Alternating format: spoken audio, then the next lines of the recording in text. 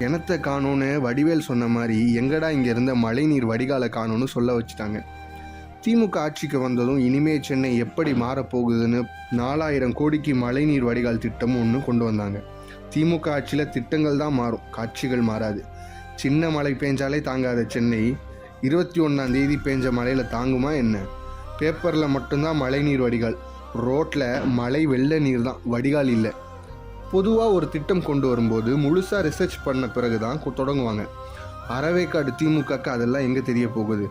மழைநீர் வடிகால்னு ஒன்று கொண்டு வந்தால் முதல்ல வடிகாலில் போகிற மழை நீர் எங்கே போய் சேரணும் திட்டம் போடணும்.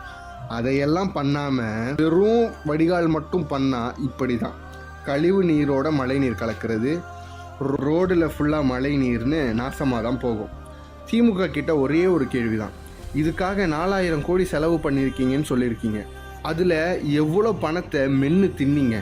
காசுன்னு சொல்லி மக்களை ஏண்டா சாகடிக்கிறீங்க?